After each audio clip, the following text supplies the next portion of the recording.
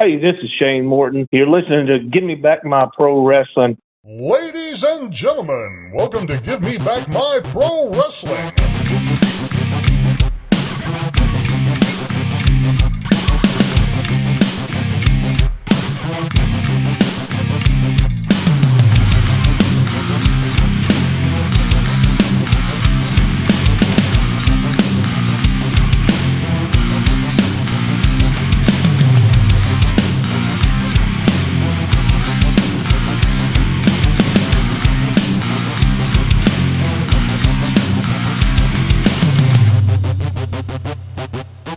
For those who don't know, now you know, baby. This is Hot Rod Biggs, Jared, Jimmy Street. We're going to take them to the limit one more time, baby, right here on Give Me Back My Pro Wrestling.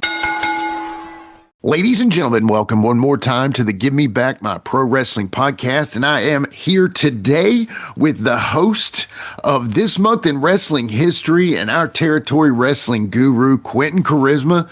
Quinton, it's episode 6, and we're covering December today. Are you excited? Oh, yeah, definitely. Yeah, we've had some work. We've had some issues, technical bugs to get worked out, but hey, if we didn't even bring it up, they wouldn't even know, right, man? I guess. I don't know. Yeah. No, but we're excited, man. I mean, it's been a minute. You've been away on assignment for a couple episodes, but we're glad to have you back. And as always, we're glad to have you back on your show, man. So Glad to be back.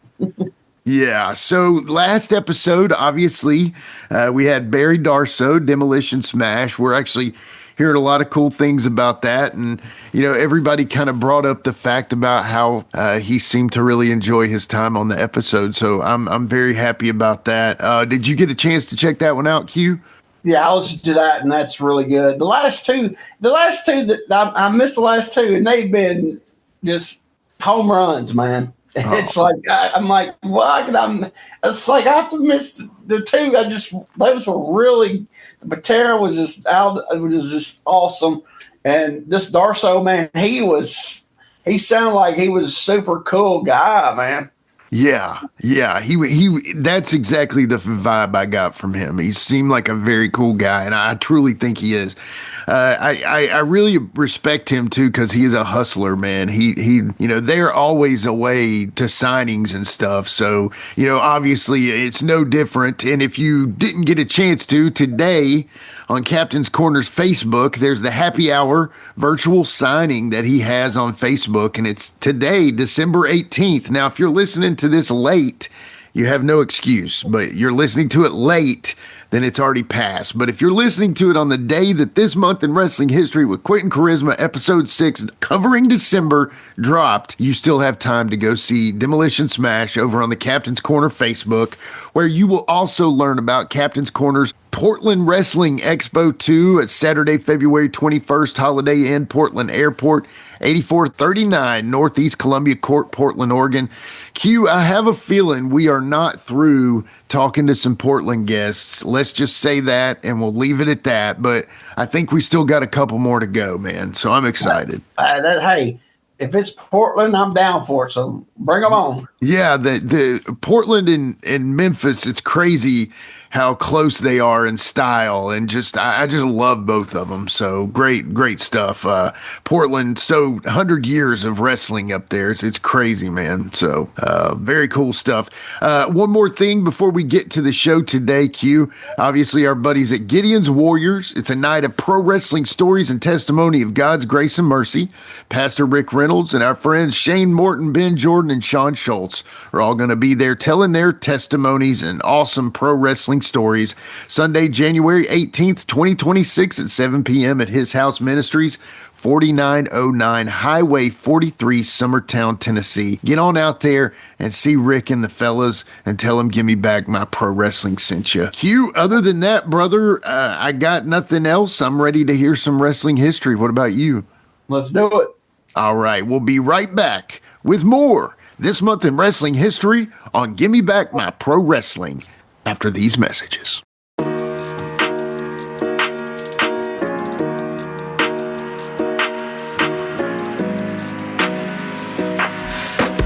Gideon's Warriors, a night of pro wrestling stories and testimony of God's grace and mercy. Come hear Pastor Rick Reynolds, who you may know as Damien or Forsaken, Shane Morton, Ben Jordan, and Tommy Phillips, aka Sean Schultz, as they share their experiences in pro wrestling and their personal walks with God.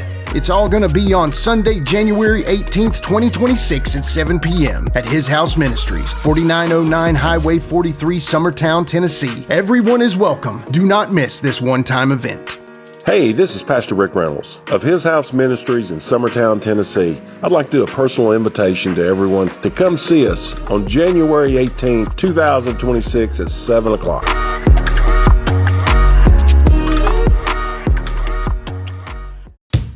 Hey, my name is Tammy Reynolds. I am the wife of Forsaken, Rick Reynolds, that super cool guy that everybody knows and loves. And I represent West Side Sauces. I make sauces, I bottle them, I seal them, I sell them. I have a hot honey sauce, I have a sweet sauce, I have a hot sauce, I have a white sauce that's so yummy you can use it on everything. They are absolutely amazing and I'm so proud of them. We make them from scratch. So go on our website, westsidesauces.com, check out our products, read about our story, and go online and order you some of these yummy sauces. And Rick actually uses all of the sauces because he is a die-hard smoker and griller, and so he likes really good sauces and rubs, and I make them, so how convenient is that for him? Go on our website, westsidesauces.com, order you some samples, and I think you'll thoroughly enjoy them. Thank you guys. Be blessed. Welcome to This Month in Wrestling History with Quinton Quarisma. All right, so we're in December now, and so we're gonna be all over the place, and I kind of switched it up because I keep messing my notes up and leaving stuff out, and so we're not going to go in order of the weeks. We're going to how I wrote it down, so we can be going from week 1 to week 4, and we're going to be all over the map. I think it'd be easier for me to keep up with that way. Hopefully, it will be for y'all too listening. I love it. So, all right, so we're going to go to December 7th, 1987. We're going to Memphis, Tennessee, the Mid-South Coliseum. Now, if you listened last month, we talked about Manny Fernandez winning the international title, Jeff Jarrett winning the Mid-America title, and they were the last champions. And I told you we'd be talking about it. So here we go. Jerry Jarrett, CWA, decided to take all 3 singles titles and merge them together. So they had the Southern, the International, and Mid-America. Okay. So they're going to put them together, and they're going to be called. It's going to be the CWA heavyweight title. I don't know why they did that. I kind of liked having more belts. I mean, because they were established belts. It wasn't like something new, But I don't know. Yeah. So that was what they're going to do. So they had it was weird because this is really before the 3-way, dance things got popular. So they kind of did like a little round robin kind of tournament thing. So the first match was Jerry Lawler against Jeff Jarrett. So Lawler beat Jarrett. So then Lawler had to face Manny Fernandez, and the winner of that become the new CWA champion. Lawler beat Fernandez, but it said by DQ. Huh. And that was kind of odd. I was like, wow. I mean, yeah. Who knows? Maybe Manny said, I'm not doing it. You're taking my belt, but you're not pinning me. I don't know. But anyway, it's kind of odd that they did this, unification, and the last match was a DQ finish. I don't know. Yeah. But Lawler becomes the first CWA heavyweight champion. And like I said, the international belt, I heard later on they gimmicked it up and used it for something else. I loved that belt. And what did it look like? Remind me of that real quick. It was kind of trophy shop. It was silver, really shiny silver. Mm-hmm. It just had this trophy shop stuff on it. That's all you had to say. That's why you love it, trophy shot. The best picture I ever seen of it, Austin Idol. I had his gimmick pictures from like when it was 82, 83 when he had it. Okay. He had some really good pictures. They're out on the internet floating around. That's probably the best look of the international belt. The Mid-America belt, there is not one good picture of the whole belt out there anywhere. Because from what I could see, it started with 2 plates on the side plates. Okay. And then you see pictures with 1 side plate, and it just there was never been a good picture of it. And whoever made it, it's trophy shop. It was a Goulas belt. It was Goulas's last belt. He only had it for a few months before he went out of business. But anyway, something about it reflects. And like you see some of the pictures, it looks like it's like a bronze color. Okay. But it's not. It's silver. Huh. It's full silver. And if the replicas that are floating around, you look, and the where they got the name of the states on the replicas, they're like a bronze color. Huh. It's not all silver. Yeah. So yeah, there's different. There's not a good picture of it out there anywhere. But that's probably one of my all-time favorite belts. But yeah, so I don't know what happened to that belt. But they said I heard that the international actually later on they added stuff to it and used it for one of the because man, there in the early '90s, they had like 6 single titles floating around like in '93 or 92, 93. Yeah. So I they used it for one of those, but yeah, so that was the deal with the titles there. They merged them all to one. And so then a few years later, they went from 1 to like 100. Yeah, definitely. Yeah. All right. So we're going to go to December 10th, 1975. We're going to Miami, Florida. Terry Funk beat Jack Briscoe for the NWA World Title. Oh man, I wish I could quantum leap to that match right now. Ain't that the truth, man? I mean, Terry Funk, one of my all-time favorites. Jack Briscoe, what footage is out there of him? He was just a machine. Yeah. This is one of those things that I've read before that Briscoe was like everybody else. He got tired of carrying the strap because it wears on you. That travel schedule those guys had. Can't imagine. It was crazy. So yeah. I always read that Briscoe, what do you have for like 2 years or something? 2 or 3 years, 2.5, something like that. And that he just was wore out from the schedule. He just he didn't enjoy it no more. So, I mean, that's why a man like Flair is like the man he is. You know what I'm saying? I think, I hate to say bad things about the greatest of all time, but like Flair, I think, is showing the signs of living that life. You know what I mean? The constant wear and tear. But heck, he's still alive. Yeah. So that's one thing. Good for him. And you look at it. The way I look at stuff was like the New York guys. They would have those long streaks. And then you look at the 70s. Of AWA, those guys, Vern and Nick had those long runs. Yeah. When you look at the NWA, you get 2 year, maybe 3 tops, before Flair came along. Yeah. But you got, now look back, it's like, they're like, well, why did the NWA? Because their schedule. Yeah. I mean, New York guy, he didn't go, he stayed in up the Northeast. Right. Yeah. Yeah. AWA, compared to everybody else, was not they were full time, but in the summer months they didn't run 7 days a week, right. So the NBA guy, he's in his home territory, then he flies out, does the TVs, does a 7, usually 3 to 4, sometimes 5-day loop, depends how big the territory is, gets on a plane, flies back to wherever, do the TV there. Some territories had 2 TVs, it just totally different setup, Yeah. So, yeah. The Northeast guys, Bruno, Bruno got burnt out.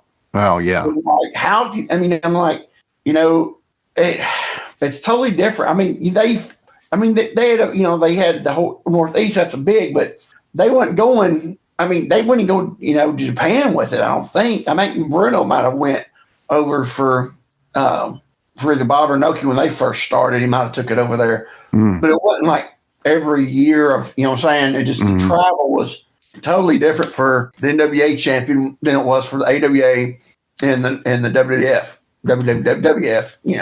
Yeah. So it's easy to see why these guys got burned out. No doubt. I know they were making just buku money. Mm-hmm. Money ain't everything. No, apparently it's not. I'd love to try it though. You know what I mean? Money. Oh, yeah. I'd love to see if it is everything. If anybody wants to help me out with that. That's what, you're talking about like Flair, man. That's what is so amazing, how he could just go. Mm-hmm. And then you hear the stories of his drinking. I know I'm getting way off topic and not do this too much. There's a story I saw about Terry Taylor talked about first time he worked Flair, and I think it was for Watts.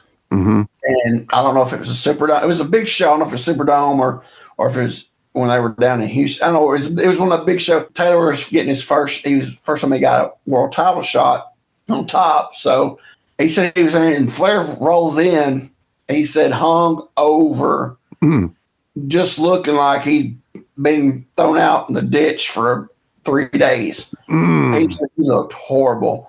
He said he walked in. He said, "Give me some coffee." He said he got coffee. He said, "Let me know." He said, whoever's telling, Flair's telling whoever was handling, I guess, Grizzly or Ernie Ladd or somebody was, he told him, make sure, give me 30 minutes for the match. Mm-hmm. And so Terry Taylor said he never saw him. So he went to the ring and he was like, "How is this going to work?" He said, next thing you know, spotlight comes on, Flair comes out. He said, "Look like $1 million." Of course. And he said and Taylor, he could go and, in his Mid-South, he was in his top. That was his prime. He said he couldn't keep up with it. He said he could not believe that was the same guy that walked through the door an hour ago. Yeah. Wow. The miracle of Flair, man. That's all I can say. So good story. I'm going to move along a little. That's enough. Talking about that. I'll keep talking about it if I don't move on. All right, so we'll go to December 1st, 1973. We're going to go to Philadelphia, Pennsylvania. Mm-hmm. Stan Stasiak beats Pedro Morales for the WWF World Title. Okay. Okay, now everybody knows, especially New York had the transitional champions. And, NWA did too, because they kind of said that they would do it, but their transitional champions would last longer, a few months and stuff. New York's was always like a week, 2 weeks tops. So they're wanting to put the belt back on Bruno, so they don't want Bruno beating Pedro because they're both baby faces. Okay. So they put the guy in there, and it stays yet. Now this is what's interesting. When he beat him, this is Philly. He pins him. I think it was somehow both shoulders were down. They counted, and Stasiak lifted his shoulder up. So Pedro got pinned, and the people kind of like they were kind of, who got pinned? They're in kind of in that confusion state. It says. And they said the ring announcer says, "Let's give it up for your champion, Pedro Morales." They never announced who actually won the match. It says they were afraid that there would be a riot. Really? If they announced it, yeah. I believe that. I believe that. Yeah. I know if it was in Boston or New York, they definitely would have had a riot. Philly, I don't know what the demographic of the crowd was, but I guess they still felt it wouldn't be good. So so they didn't announce it to the next TV that Stasiak was the new champion. Wow. Yeah. Can you imagine if they did that today, man? That would be wild. The internet ruined all that, I guess. You couldn't. Yeah. Yeah. Because those people left, I don't know if it was at what building, the Spectrum or the Forum or which one they were at, but those people went home thought Pedro was still the champion. Yeah, definitely. Yeah. I'm surprised you turn on your TV I guess most likely I think all the New York TVs ran on Saturdays in the cities. You turn on your TV and there's Stan Stasiak and was it the Wizard? I think Grand Wizard was his manager, sitting there holding the belt. I mean, that'd been like, huh? No kidding. No kidding. Did that really happen? Do you think like it was a Mandela effect or whatever they call it? You know? It's crazy how, I mean, I don't know.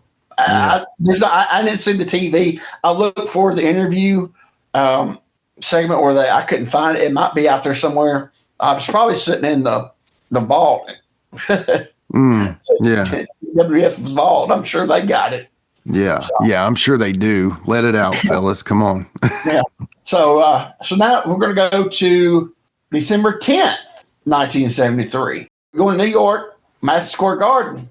Bruno Sammartino beats Stan Stasiak for the WWF World Title. Transitional champion. 9 days.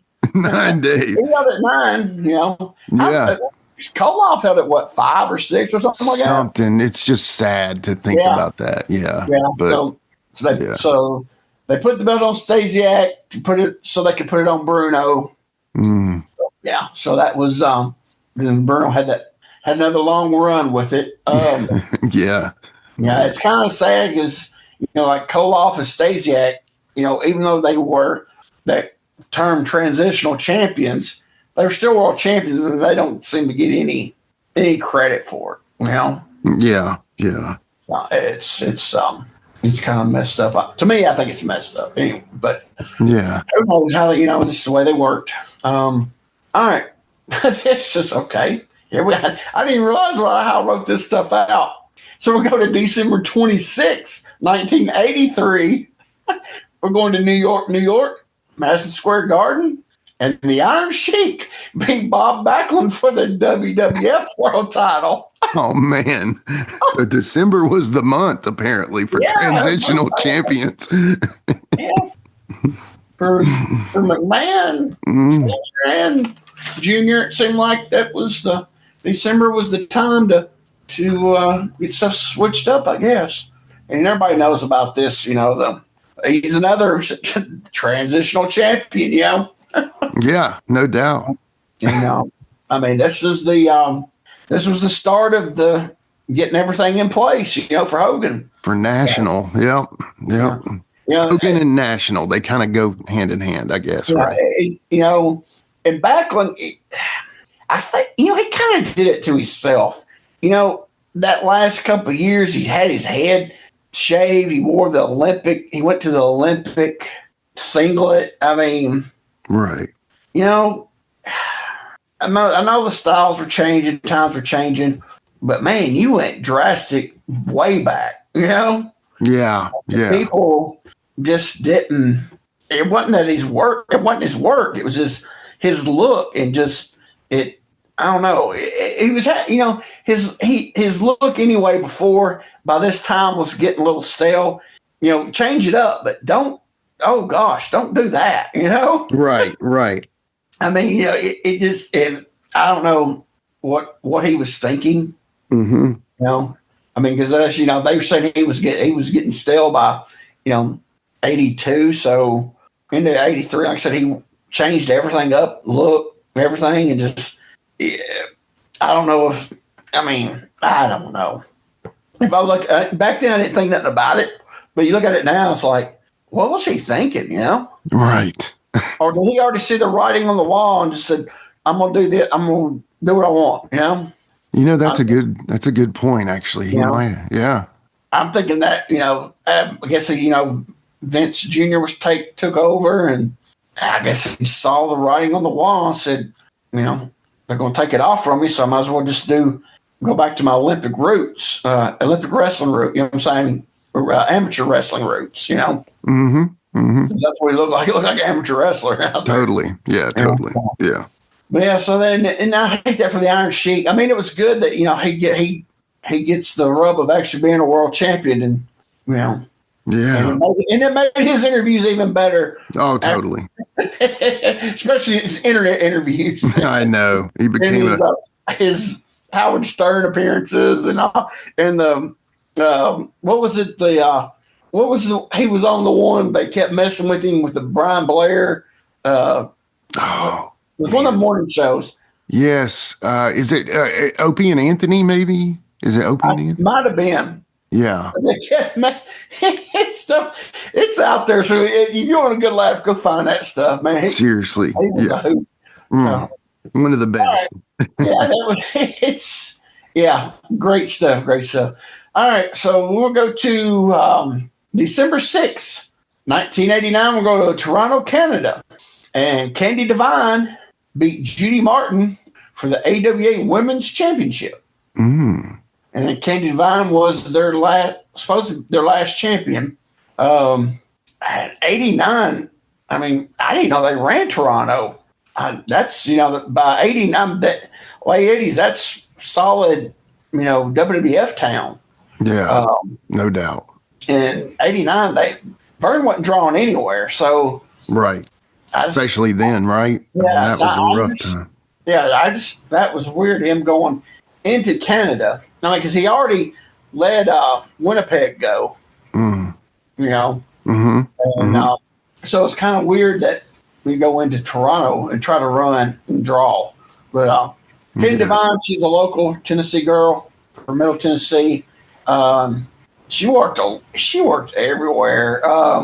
She was Vern's girl. I mean, she held the belt like 5 or 6 times. Yeah. Yeah, she's a local Nashville girl. Very cool. Yeah, and I never knew Judy Martin was the AWA Women's Champion. I'm pretty sure nobody else did either. No, I mean, no knock on Judy Martin. She's a legend in the women's, pioneer of that 70s, 80s, just mainstay.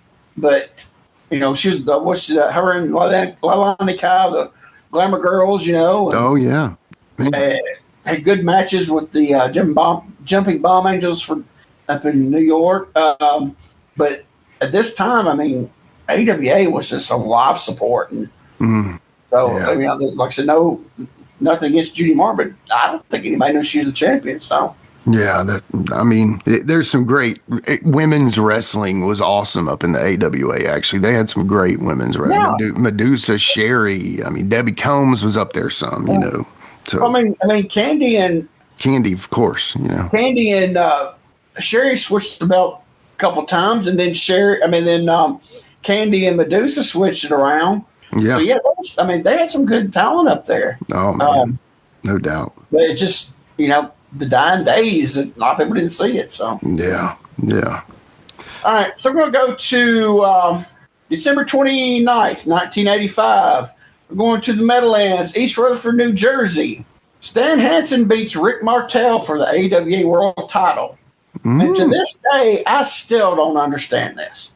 Even when I was a kid watching on ESPN, I didn't understand. I was like, Stan Hansen, the AWA champion, it just didn't. Right. Even as a kid, a teenager, it didn't jive, Right. It just seemed so out of place. Yeah, odd, just out of place. That's the best way to say it. The only guy you'd see on their TV was when Brody would come in for a little couple month run and Hansen's style and just didn't go with the AWA. It's more technical. It's very, drawn out rest spots. I mean, there's, it was very technical, and Hansen with his just kill you bruiser style, Bruiser Brody. Definitely. Brody he would come in for a few months and then go. And they called him King Kong up there too, The Bruiser because of Dick the Bruiser. Right, right. So they called him King Kong Brody. Same thing in St. Louis. Brody was King Kong Brody. He was never Bruiser Brody. Right. Because of Dick the Bruiser. Yeah. But I'm saying is that style, Brody would come in and out, but to put your actual belt on make your champion, the guy that does that style was just for that company was really weird. Mm-hmm. And we all know about how all that ended. I look at it this way. You're getting paid to do a job. Right. Right. And if they tell you to lose the belt, drop the belt. Right. You're going to Japan. Trust me, there ain't many people in Japan watching AWA because ain't that many people was watching it in America. Right. Right. So it's not going to hurt you in Japan. Yeah. Bob is not going to say, "Oh, you did the job, so we're going to punish you." No, he's Bob's one of his top stars. He's not going to that. It's not internet days. Not everybody. Japan.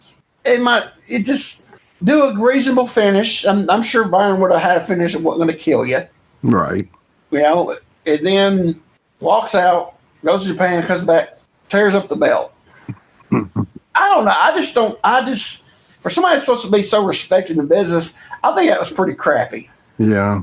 I mean, I know a lot of people are like hating for that because everybody loves Hanson, but I mean, you got to call it like it is, though. Business wise, that just, I mean, it's I'm sure Martel didn't want to lose they said Martel was ready to get rid of the belt, but still, I don't know. I just wonder if there was money involved there that wasn't, you know what I mean? Like, I know they said that he's never happy there because they didn't do nothing with him with it.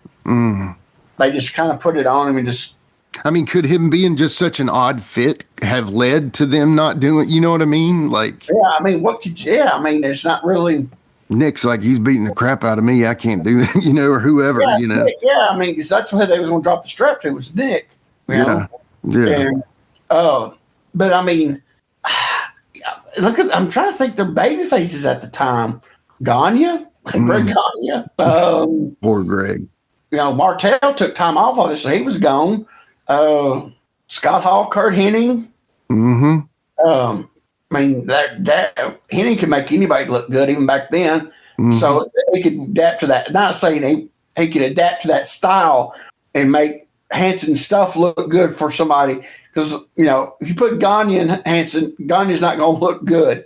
Hennig could go in there with Hanson and work Hanson's style and make it look good. Right. Hall, that could have been good. Yeah. Big brawling. Oh, definitely. I don't think that's probably about it. Yeah. I'm trying to find the roster at that time, and yeah, I think you're right. Yeah, we need Jared. I know. Where's you at, Sheik? I'm sure him and Bogwick would work, but he would have to tone it down because Bogwick was getting close to 50 then. Yeah. So Hanson couldn't go all out, so the matches wouldn't be as good as they could. Say if it was Bogwick was 20 years younger, so. Yeah. Or at least 10, So it's just an odd fit from the very beginning.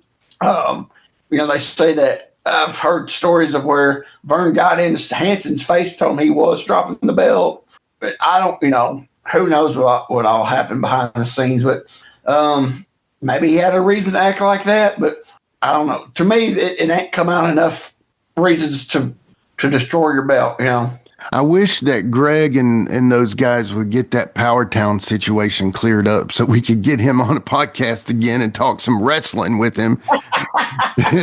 So for multiple reasons to get that cleaned up, but still, anyway.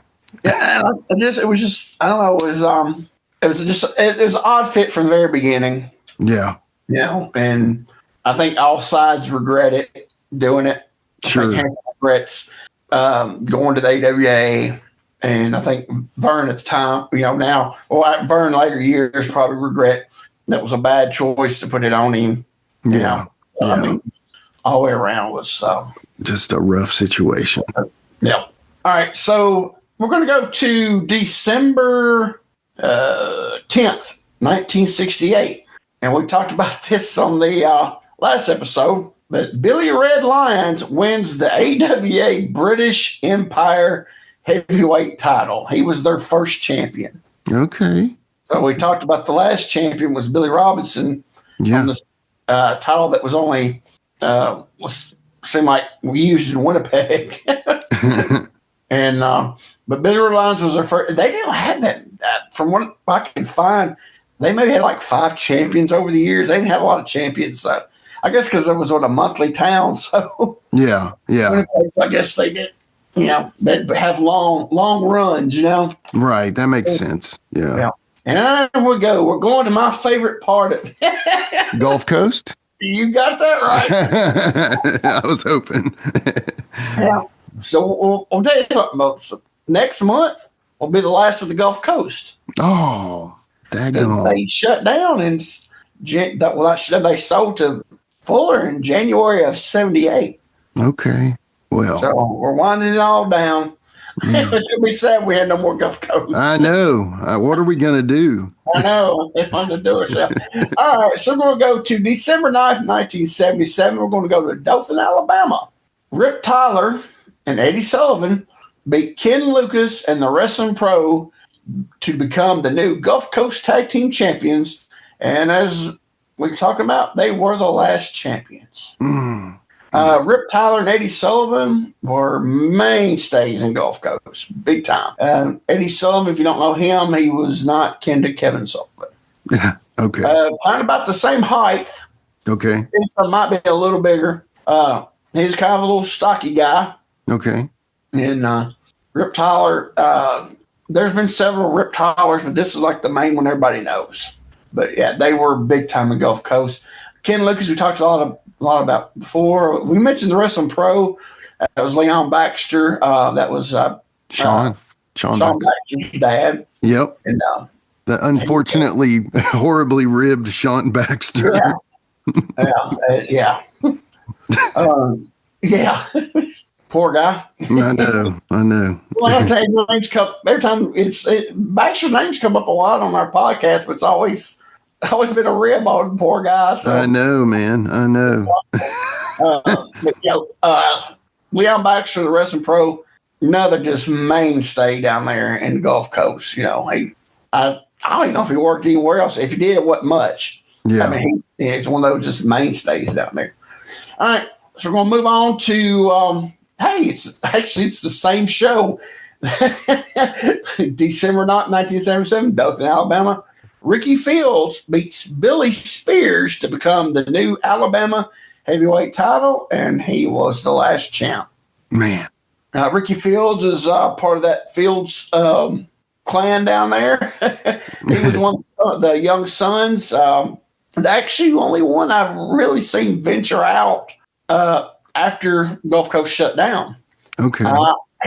From what I've seen, I don't think he worked much for Fuller after they took over. Because I know in like 78 or 79, he showed up in Georgia Championship Wrestling for a while. Oh, okay. Yeah, so he actually had a little bit more career after Gulf Coast, which most of the guys at Gulf Coast were old timers still. I mean, around when they shut down, the two Fields, the young Field boys, I think were the only. I mean, really the youngest. I mean, you had like. Terry Latham, but he'd been working a little. I mean, he was still a little young, but I mean, yeah, I think Fields is one that out of that just mainstay that actually got a little work. Now, Billy Spears is an interesting character. He worked a lot down in Gulf Coast, and later on he became a manager. He actually worked in Memphis as Fire and Flame's manager. Oh, but he wasn't here long. He was only here a couple of weeks. And there's a story floating out there. I wish I could find it. I tried to look for it. I couldn't find it. Billy Spears got arrested back, I guess it was 85, 86ish. Had to be around that time when Austin Idol was working for Fuller and Continental, or it might have still been Southeastern. I can't remember. It's the same promotion. Billy Spears either put a hit out, an actual legit hit, or he actually tried to kill Austin Idol. Jeez. And was arrested for it. Yeah. Whoa. Yeah, I wish I could find that. I'm going to have to keep looking.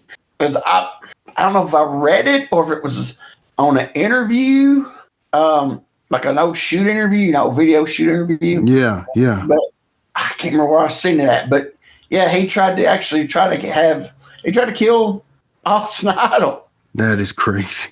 Yeah, yeah. So that's what I mean. He like I said, he had a long career in Gulf Coast and everything. But that's what I remember. That was his last thing I think he did in wrestling was try to kill Austin Idol. Oh my gosh, that's funny. Yeah.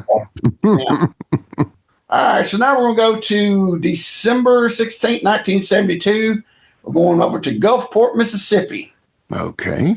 Bob Kelly and Frank Dalton beat Rip Tyler. And, oh gosh, I don't know how to pronounce this because I've never seen it. I wrote it down. I was going to look it up what it meant, but I forgot to.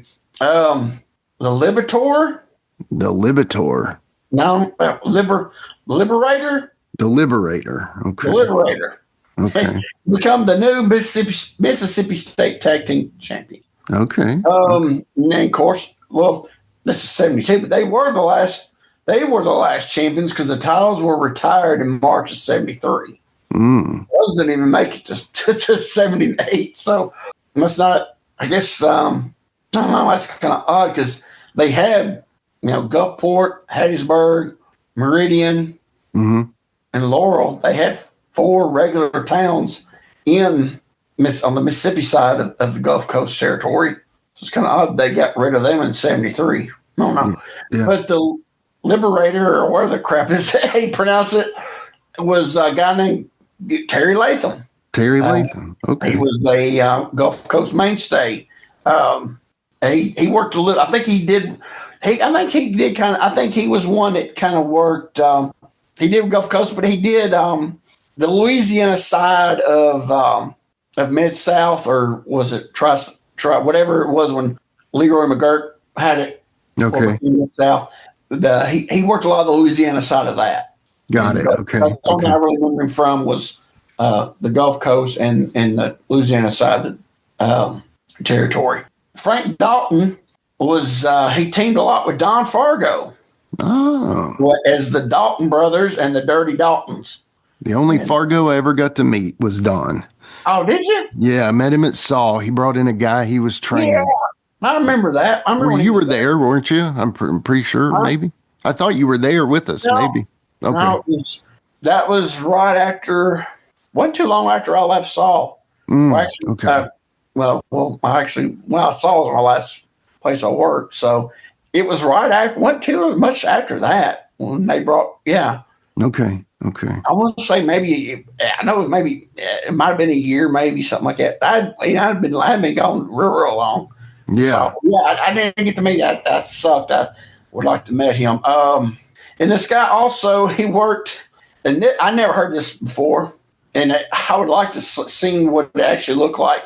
He and Joe Turner were part of the tag team called the Black Hands. I just don't know what that would look like. Yeah, I mean, are they like painting their hands black? I'm sure it was a mask gimmick, but yeah. I saw that and I was like, I mean, are they describing their race? Like, we got a couple of black hands you can work tonight, or like, you know what I mean? Like, one of those things is like, man, it's one of those things like kind of like the Ravens things from the last podcast, the last episode, remember? Yeah. Ravens Raiders. Right. Couldn't find nothing on them either. And that was Gulf Coast. Still looking. Yeah. Yes, still looking. So, Frank Dalton. So he's, like I said, he stayed in the Southern Territories. So, All right. We got one more here. We're going to go to December 26, 1967. Now, we're still in Gulf Coast, but we're going to Baton Rouge, Louisiana. Okay. Bobby Fields beat Don Carson for the Louisiana State Heavyweight title. He was their last champion because the Gulf Coast promotion stopped running Louisiana in February of 68. The title was dropped. So up until 68, they were running Northwest Florida, Alabama, South Alabama, South Mississippi, all the way up to Meridian. And then also going over into Louisiana. So that was actually a really big territory. Sounds like it. I don't know when I-10 was built. So if I-10 hadn't been built yet, that would suck going from like Panama City to Baton Rouge. Seriously. That would be a long haul right there. Especially if I don't know when I-10 was built. Even with I-10, that's a long haul. So they eventually I guess they realized it was just too much, to keep that Louisiana end of it. And then Leroy McGurk picked it up. Yeah. after that and started running. Yeah. Those full time. I don't know if they might have been battling for it. I don't know if there was but I just know that they ran it for a while, and then after they stopped, and McGurk had it full time then. Gotcha. Okay. But yeah, so and Bobby Fields was one of them Fields brothers, Mm-hmm. Right. and then Don Carson mainstay in the South, managed the Mongolian Stomper at a time, but he had a long career, long career. Okay. Just worked every Southern Territory. He had a glove he put on. He called it peanut butter. Big old glove, and he'd hit like a loaded glove and hit people with. And it was full of peanut butter. I said, why he called it peanut butter? I don't know. It's kind of weird, I know. Like Killer Carl Cox. He talked to himself, but he talked to his imaginary friend, and his imaginary friend had a name. I can't remember what it was, but yeah, I guess just having fun. Yeah, yeah. I guess you're on the road and you just come up with stuff, I guess. But his loaded glove was named Peanut Butter. Okay, Yeah. I might name my microphone Peanut Butter. Peanut Butter. Come here, Peanut Butter. I got to do a podcast. All right, so I think to mess up some names big time on this. All right, so we'll go to December 24th, 1985.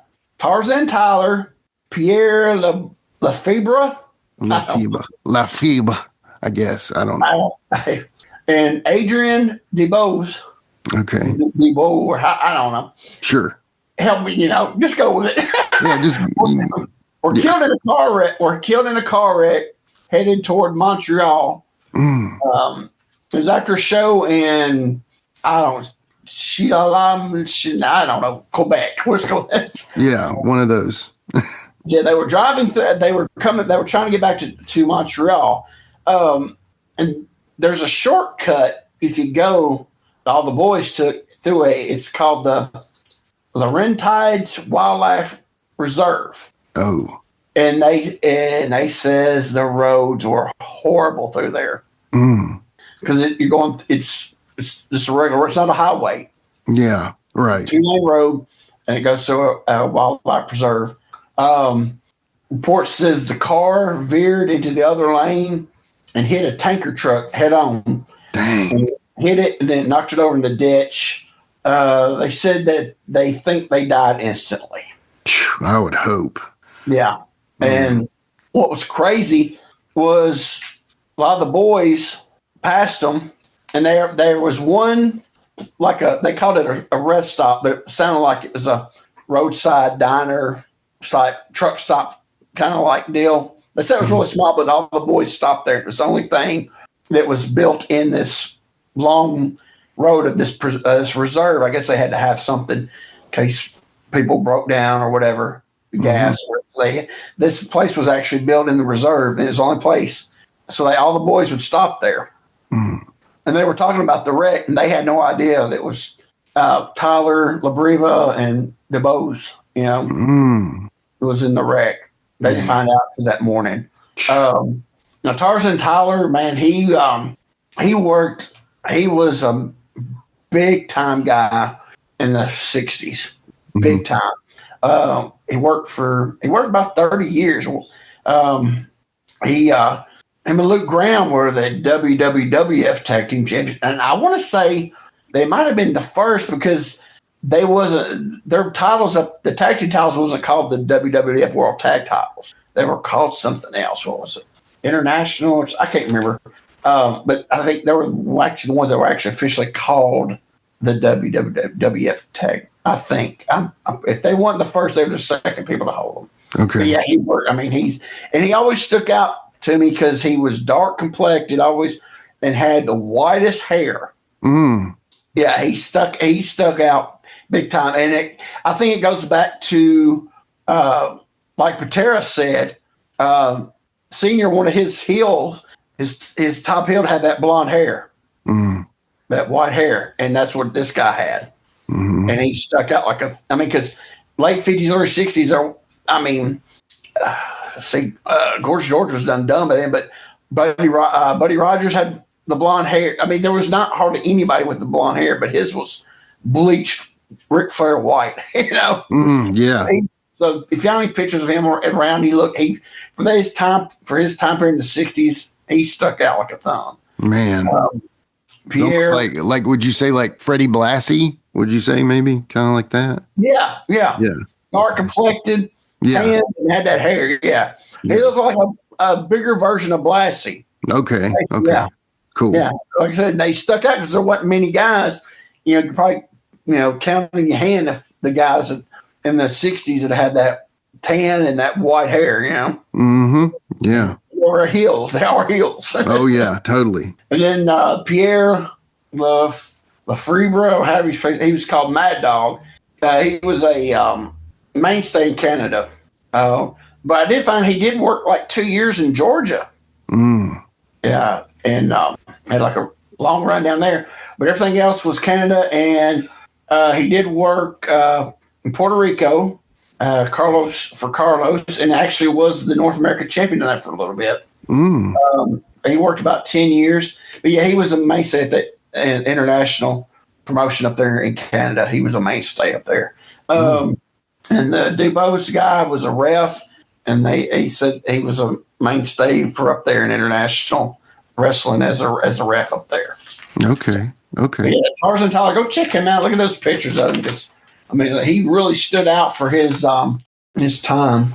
Yeah. All right, so now we're going to go to December 13th, 1988. We're going to Chicago, Illinois for Super Clash 3. Oh, dude. Man. One of the big time debacles in wrestling. Seriously. Yeah. On paper, it sounds like it's going to be a doozy. So, hey, this is going to be good. I forgot to write the attendance down. Did you hear like the attendance was like 1,800 or something? Something low. Yeah. It was like, and the buy rate was even lower. And I heard nobody got paid. They said Lawler never got paid. Nobody got paid. Man. Vince. Vern just, that was, and I don't know if you've heard this before. I heard on Jeff Jarrett, his podcast. They were talking about it, and he said that when he got to Chicago, he went to the hotel that they were supposed to be at. He didn't have a reservation there. Oh, man. He had to go to another hotel and find a reservation. Holy cow. Get a room. Yeah, that's the sign right there. When you get to the hotel where all the boys, and you don't have a room. Yeah, well, real quick, just tell you, Super Clash 1 in 85 drew 20,000 in Comiskey Park, okay? 2 drew 2,800 at the Cow Palace in San Francisco, so massive drop there. Yeah. Then the third one we're talking about here, 1,600 is what it said, 1,672 at the UIC. And then the fourth one drew 2,000 in St. Paul. So anyway, I'm trying to get the sheet today. That's what it says, in 90. So. Why would you have a fourth one on this one? No, I know. You didn't even fill a high school gym, My gosh. Yeah, that wasn't a bad show. No. It wasn't bad at all. The main event got jacked up from the very get-go because Kerry bladed himself before the match even started. Oh, man, poor guy. Yeah, but some great names were on this show, man. Seriously. Oh, it was loaded. It was really good. That in the opening match, I remember watching it. It was the Guerreros against the RPMs. Yeah. That was for a short match. It was good. No doubt. It was a really good match. And I'll tell you something. Even though the main event got kind of squabbly from the very beginning before it started, they covered that up. Oh yeah. And Lawler got something decent out of something that was doomed from before the bell started. You know what I'm saying? Yeah, that's true. Lawler made it. Lawler was covered, and he didn't have to juice. But it was like he did. I know. It was just. But the finish, it was doomed because before even Kerry had filleted himself, the finish. That was a horrible finish. Yeah. Yeah. I mean, I know you want to keep Kerry strong, but you can't. If you want your guy to be champion, you don't let him win the belt to be the first, champion where they merge them, to win it like that. That just was horrible.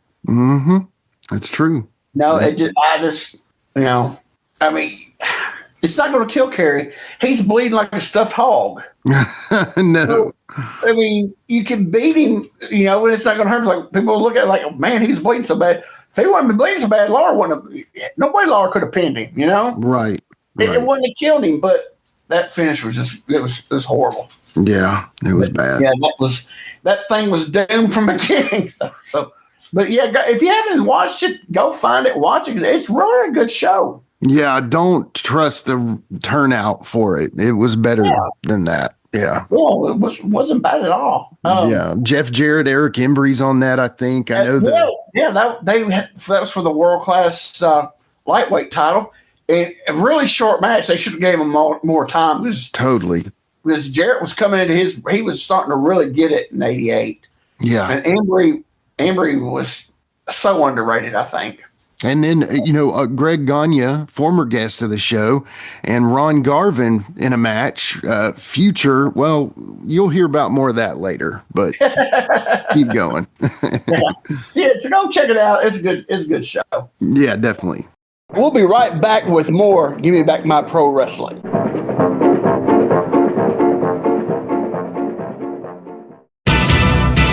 Looking for something special for that loved one?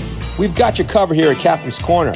We have a variety of merchandise, including signed figures, photos, cards, Funko Pops, and more items. We also have live virtual signings coming up with Demolition Smash, Kid Cash, The Perfect 10 Baby Doll, The Brooklyn Brawler, and many more. We also offer holiday gift baskets that fit every budget. Make sure to head on over to Captain's Corner on Facebook or Instagram to place your order or hit us up for any questions you may have. Cheers to the working man.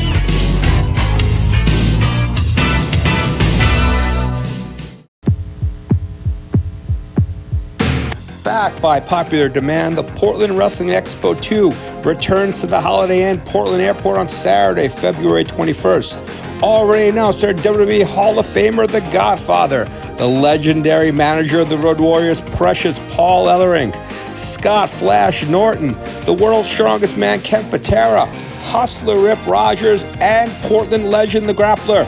More announcements to come in the weeks to come. Tickets start as low as $25, so head on over to pwexpo.com to reserve your tickets now. All right, so we'll go to December 10th, 1993. We're going to go to Wise, Virginia, to the Clinch Valley Community College. Hey, I know about that place. That's really close to where we're from, Sheik and I. Oh, you probably remember this very well then. Smoky Mountain ran a show at the college. Man. Didn't get to go to that one. That's awesome. That doesn't surprise me, but that's awesome. Well, if you did, you really would have remembered it. Yeah. Yeah. So Smoky Mountain has a show, and lo and behold, a riot started. Oh, yes. I know this. And this is not the one that Tracy's mother's always talked about, where he had to calm them down because they were going to kill the gangsters. Right. Okay. This is a totally different. Does this involve the Harris brothers? Yes. Yep. Keep going. And the Harris brothers were actually the babyface. Jimmy Dell. So they have, from what I could read out, that somebody out of the Torch. I've seen a copy of the Torch where it was written by Wade Keller, but the quality of the picture where they took the picture. What I could read of it was Jimmy Del Rey threw out a racial slur. Ooh. Then Cornette got into it, and they said Cornette did a racial slur. I'm just saying, and I'm just quoting from what Wade Keller had in the edition of the Torch. Right. So take it for what it is. Then they said that somebody spit on Cornette spit back. Chairs started being thrown. Security. And then they said the Harris brothers actually tried to kind of actually tried to tone it down at the beginning before it really got started, and that actually shocked me. Yeah. But then all crap broke loose. It was a melee. Cops were called. They had to call cops from 3 other towns, local towns, to come in. Man, what do they say the towns? Probably like Norton, Oh, crap. I should have wrote it down. It's not, but. Man, because it was like, I didn't want to write because I was trying to condense it down. Yeah. It was where the 3, because all those little towns are small right there. Oh, yeah. I mean, 3,000, no more than 10,000 in a town for sure. Yeah. So the 3 local towns, they all came in, got them, and got it all sorted out. Nobody was arrested. I guess because there was no cameras. Kind of he said, she said on who started it. But they did have the Smoky Mountain crew had to be escorted out of town by the police. Wow, that's amazing. So, I don't know if they went back to Wise after that or not. I doubt it. I doubt it. Yeah. I mean, they were in Council a lot and Johnson City, so they were in the surrounding areas a lot. So I'm thinking that they probably got barred from that. So that town. Man, I could kick myself for not being at that show. Yeah, that would have been awesome for the podcast. I know. I'm spitting distance to that and probably just twiddling my thumbs or something, So what were you doing in 93? Were you still in school? Yeah, I was in school. I was 13, I think, years old, 93, 96. Yeah, I was like 13 or 14 years old. It wasn't too far from that. In March of 93, I believe we saw Kevin Sullivan and Primetime Brian Lee in the Rock and Roll Wrestling Council. We went to Buchanan County a lot. It was just where our family was from. So we saw a lot of stuff over there. But yeah, man, that's a good show. I'm glad you brought that one up. Yeah. I remember when it happened. I heard about it, about the riot, and then I was like, then I was going through stuff, and I was like, oh, okay, I got to go with this, So all right, so we're going way away from Wise, Virginia. So December 13th, 1971, Antonio Inoki is fired from the JWA. Ooh.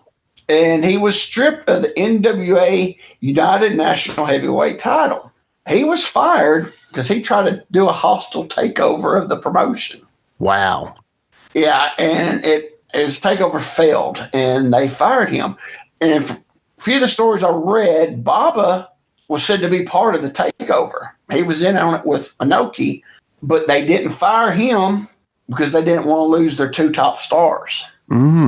And from what I read, Inoki was the main guy trying to do this takeover, so they had to let him go.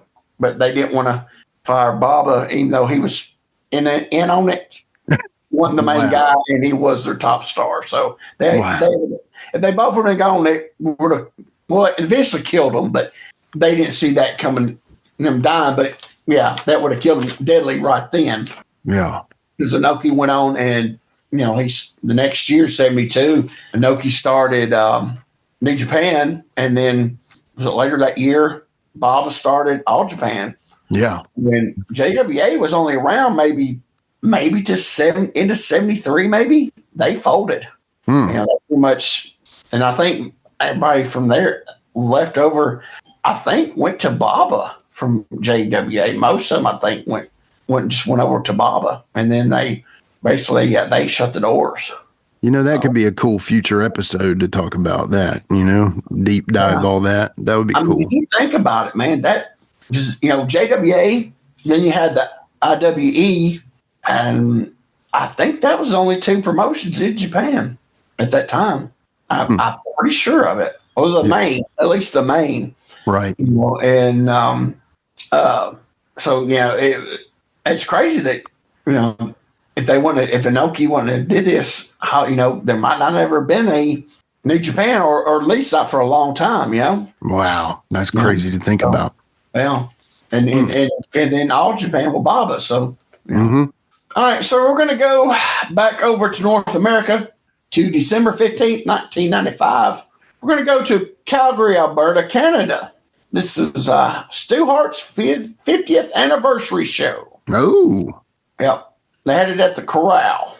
The attendance was 4,600. And well, I don't think it was a big building because I remember seeing some TV from there, and I don't remember it was a big building. But okay, so I'm gonna go over this really fast because the card's interesting. First match was Jerry Morrow and the Cuban Assassin beat Mike Anthony and King Lua. Jerry Morrow was a Calgary mainstay. Cuban Assassin, I'm thinking this was Angel Avocado. And no, it wasn't. Fidel Sierra. Sierra, it wasn't him. Because I think it was Angel. The original one, I think. Yeah, he worked a lot in Calgary. Okay, then we go to second match. Macon Singh beat Goliath Knight. Macon Singh was Mike Shaw, Bastion Booger. Yeah. Okay. Yeah.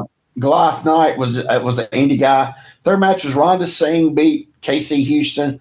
Rhonda Singh was Bertha Faye in the WWF. And was Bastion Booger's wife in real life. Wait a second. Hold on. I never knew that. Really?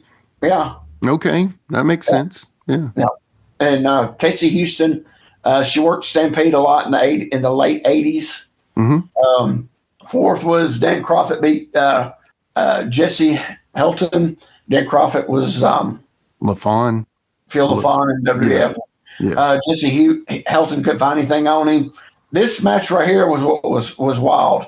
Fifth match was Chris Benoit beat Rad Radford. Oh. 1995, Chris Benoit was with WCW. Rad Radford, which was Louis Spicoli, was with the WWF. Okay. They let those guys work each other. That's wild. Both companies agreed to it. That's, I guess because Stu had so much, Stu is the OG Forbidden Door, right? Yeah. So they let these two guys from two different in 95, that's right when the Nitro, the Money War just started. Yeah, it's all kicking off, right? Yeah, December of 95. It started in October 95. Wow. Yeah, so that's, Bad Blood it didn't been starting to flow, but they let them do it for Stu, so that shows you right there. Definitely. 6 matches, 1, 2, 3 Kid beat Keith Hart. Everybody know 1, 2, 3 Kid, X-Pac, whatever. Keith Hart was one of the Hart brothers. It wasn't the Keith Hart from Knoxville, Tennessee, who did hazard work for WCW in the early 90s. Okay. Different Hart. Yeah. Yeah. 7 was an Intercontinental title match. Razor Ramon beat Owen Hart. Poor Owen had to do the job on his own dad's poor guy. Jeez. Then we had Brian Pillman and Bruce Hart, known as Bad Company, beat Dory and Terry Funk by DQ. Yeah. And Pillman was still in WCW at the time. Okay. But yeah, they were a Bad Company. Because this always confused me when I see Bad Company back in the late 80s in the magazines. You see Calgary, Bad Company, and then you'd see AWA, Bad Company. Right. I'm Pat Naka. Yeah. At the same time. Wow. Yeah. So the main event was a WWF World Title match. Bret Hart beat Davey Boy Smith. And this is out on video because I actually did the match stuff for Scott Teal when I was working for him. Yeah. Okay. So the DVD is out there. Okay. I don't know who put it out, but I don't know what company put it out, but it's out there somewhere. All right, so we're going to go to December 15th, 1977. We're going to Tokyo, Japan. Dory Funk Jr. and Terry Funk beat the Sheik and Abdul the Butcher in the final day of the first Open Tag League, which the next year became the Real World Tag League, which I think is still going on in all Japan right now. Okay. So they were the first ones to win it. They beat Giant Baba and Jumbo Saruta by 1 point by winning that match. Wow. Okay, this match is on YouTube. I've watched some of it. I ain't got to watch the whole thing. Go check it out. It's wild. Crazy. Okay. Will do. So it's really, I said, I watched bits of it, and it's crazy. And to be Americans, man, especially in '77, because that still was Americans were still hated. American wrestlers, and man, they just loved the Funks, even that early on. The Japanese people loved them. Yeah. Yeah, go check that match out. It's on YouTube. So we'll stay in Japan. Go to December 8th, 1963. We're going to Tokyo, Japan. Ricky Dozan was stabbed. Yeah. And then on December 15th, 1963, he died at age 38. Yeah. Okay, now this story, this is one of those that has a million things. I did a lot because I heard he died because the knife he was stabbed with had urine on it. Yeah. Infection. Okay, so, and they're just all different. They said that Yakuza had him killed because he's Korean. Okay, I've dug and dug. I did like 3 days on this one because there's so many stories. Okay, so the wrestling historian, Stephen Yowie, and I believe that this guy's legit. So if he says it, I'm going with it. Okay. He says it's tough. None of the stories are out there is true.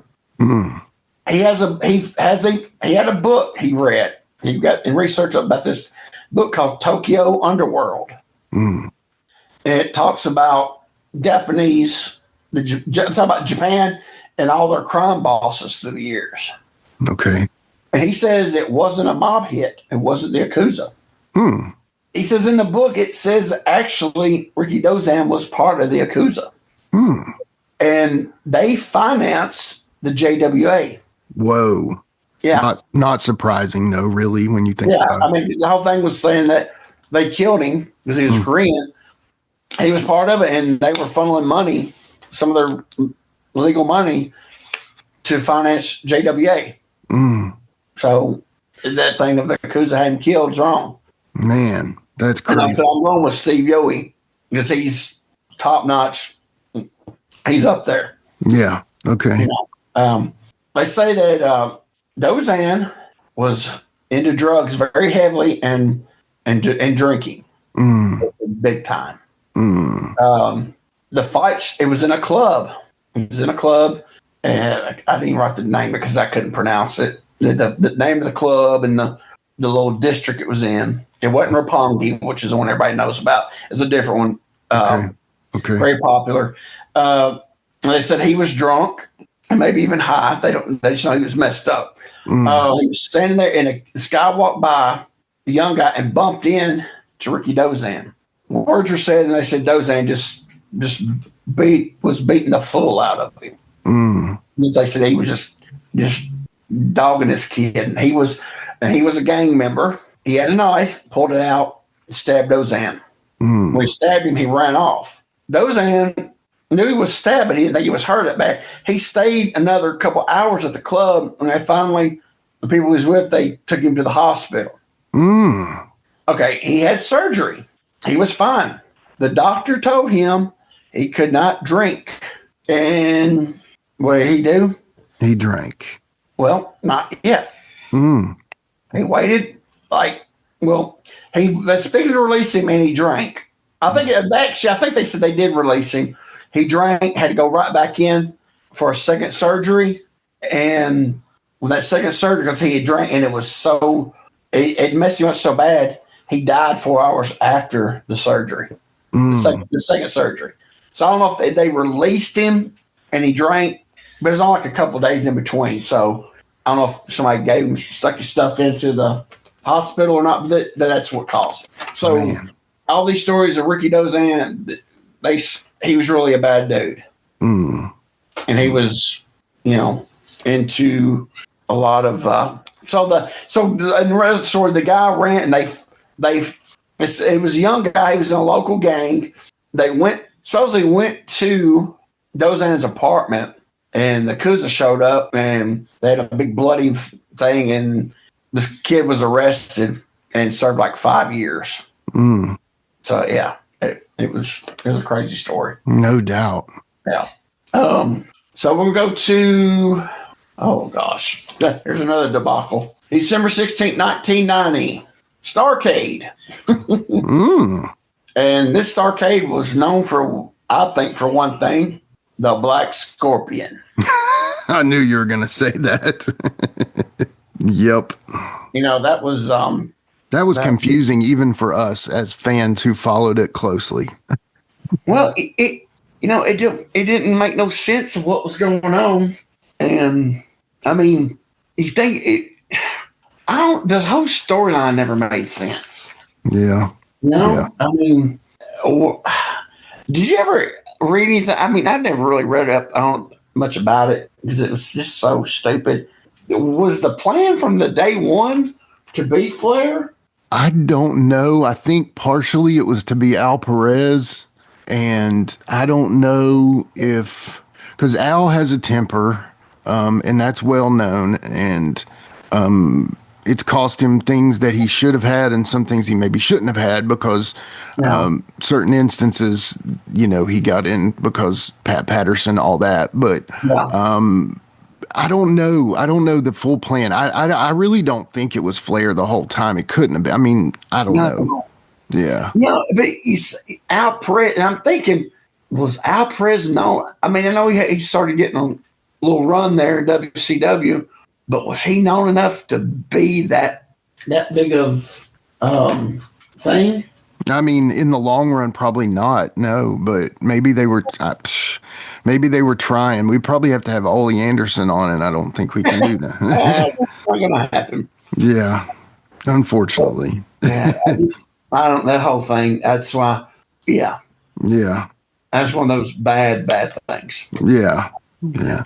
I mean, I know his brother portrayed him at one time on the entryway, and then it was just Flair, and it was so clearly Ric Flair at the end, Flair's nose. It's like, I was thinking Black Scorpion is going to be this big monster. Right. What comes down, I was like, that's probably Flair. I mean, that build, it's not, it wasn't what everybody was expecting. Definitely not. Yeah. Get in the cage, Right. It's one of those things. Definitely so, man. Definitely so. All right. So we'll go to December 18th, 1977. We'll go to Memphis, Tennessee. Mid-South Coliseum. Jerry Lawler versus Harley Race in a no DQ NWA World Title match. So this was not too far after the split from Goulas. So they haven't went over to AWA yet. Obviously, because Harley's defending the NWA belt there. So it's supposed to be a no DQ. Lawler, there's clips of it out there. Lawler has Race pinned, and Jimmy Valiant comes running in and busts a bottle on Lawler. He hits him, everything. Ref's down. Ref's trying to figure out what's going on. Harley gets up. Valiant bumps Harley.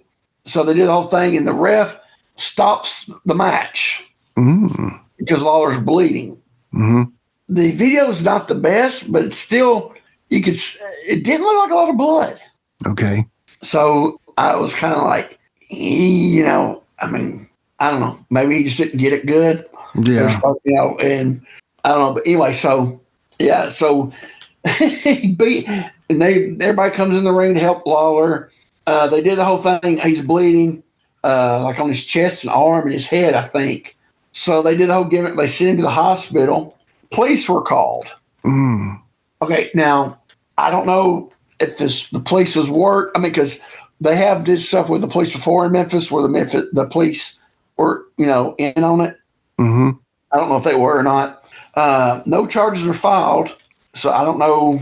I don't know if somebody caught them and they actually showed up because it was a bottle and he got stabbed with it. Because I mean, fans, I'm sure they ran out to the payphones, was calling the police. I'm sure. I mean, they're them diehard Memphis. They believed it, man. Oh, definitely. So I'm thinking it might not have been. The police might not have been in on it. So you never can tell.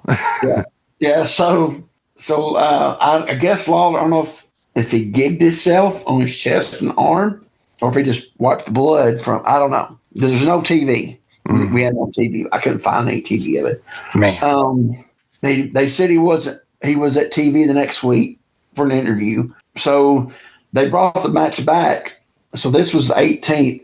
So they took off until January 2nd, 1978, when they at the Coliseum, Lawler and Valiant. Or I couldn't find attendance. I'm sure it was sold out. I mean, you would think, right? On the comeback, and they worked this program up until like late March. Wow.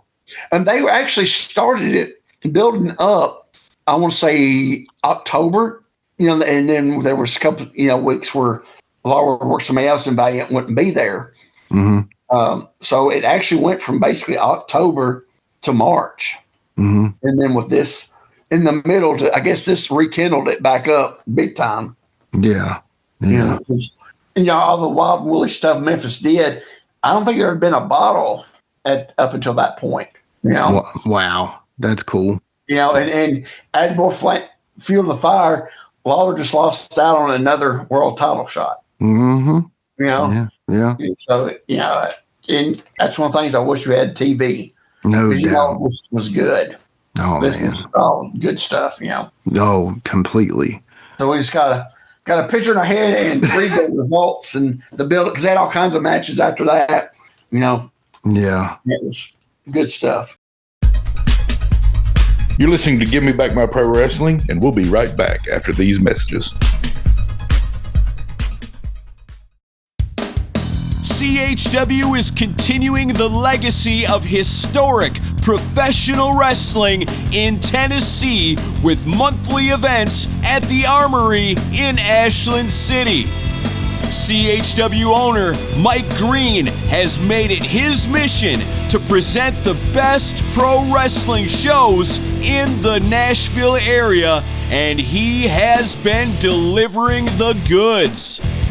CHW Wrestling combines all the elements that Tennessee wrestling fans have come to expect. Action, suspense, athleticism, reality, stories, surprises, and excitement, all delivered by the finest professional wrestlers this state has to offer. Follow CHW Pro Wrestling on Facebook for the latest news, announcements, and show dates. And subscribe to Championship Productions on YouTube to see past events like the Ashland City Rumble and the Valentine's Massacre. Fun for the whole family with delicious and affordable concessions on site. Witness the action and excitement of CHW in Ashland City at the Armory. Family Wars, Love and Hate, Championship Gold. A CHW event is everything you're looking for in a night of live entertainment. So now we're going to go to December 25th, 1982. We're going to Dallas, Texas. World Class held their Christmas Star Wars at Reunion Arena. Nice. The attendance was 18,000. Okay. So I looked the 81 Christmas Star Wars. I couldn't find attendance on it. And 18,000. Stuff was brewing in Texas. No doubt. Yeah. The Birds were still babyface. So the Freebird War hadn't started, and they're already starting to draw 18,000. Man, that's amazing. So they were starting to. Everything was building up, and they were, because they said, Texas was just. It was Dallas was just there. Yeah. They wasn't losing money. They wasn't making a lot of money. It was Dallas. Von Erichs was starting to cook up, and it was building and building. And by 82, they were there. And the main event of that night was Kerry Von Erich versus Ric Flair for NWA World Title in a cage with Michael Hayes as special referee. And this is the match that started it all. Oh, yeah. The world famous head slammed into the cage door. Yeah. So after this, they were off and running. Yeah. And I looked at the 1983 attendance. It was 19,000. So I'm thinking that reunion arena might not have held many more than that. So, Probably not. Yeah. So they were off and running then. No doubt. That's awesome. Yeah. So that was in 82. So now we're going to go to December 25th, 1987. That's 5 years? Right. Dallas, Texas, Reunion Arena. World-class Christmas Star Wars. Guess what the attendance was? Half. They wished. Oh, man. 2,623. That's heartbreaking. I've seen that, I believe. Yeah. Okay. And they probably fudged the numbers too on that. Right. This could have been held at the Sportatorium. Right. Yeah. But they were in that big old building. And luckily they could turn the lights out. Yeah. Seriously. Everybody had their own section that night, definitely. If they wanted it, Right. Man. And what is known for this Star Wars, not being the last one, but this is the night that Fritz von Erich did the heart attack angle and just poo-pooed everywhere. Man. This was, The backlash was over this. Man, they got torched. About this angle of Fritz having the heart attack. And it did not help at all. What little bit they were drawing, it made them draw less after this. Man. Yeah, so you go from all the death that family was having, they only had 2 deaths at the time, but more to come. But there, 2 deaths, and then you do a heart attack angle to try to get the people in it. Reverse effect. Backfire. Yeah. Yeah, big time. Man. Yeah, and that was the last year they had the Star Wars. And I was thinking back, it shows you how much wrestling was still in a cocoon, as they had a wrestling Christmas Star Wars in 81. Yeah. 81 Star Wars had then put out their second movie by 81. So how they not get a letter from George Lucas shows you how, even though they're drawing 20,000, it's still in its own cocoon where the outside world's not seeing it. Yep. Because surely they would not let them Star Wars. Right. Because they're right in the heyday of those 3 Star Wars movies, Star Wars, Return of the Jedi, Empire Strikes Back, that whole 6-7 year run there. Right. Star Wars, especially for toys, and that thing was huge. And for somebody to be using it, I just don't see them letting them do that.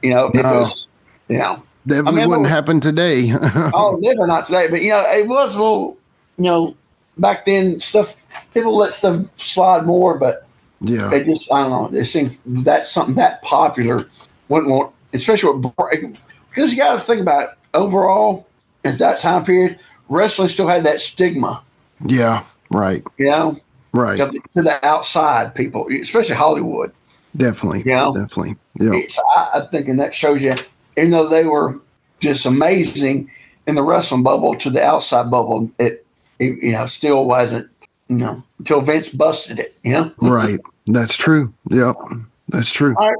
So now we're going to go over to December 19th, 1968, Yokohama, Japan. IWE held a tournament for their first International Wrestling Alliance World Heavyweight title. So it's IWE, but their world title is IWA. I don't understand it. It's confusing to me. But the tournament finals was Billy Robinson beat Toyonobu Noriba. I don't know. Okay. Well, just go with it. In the finals, become their first champion. Okay. Very cool. So I kind of shocked that Billy Robinson was working for IWE instead of JW.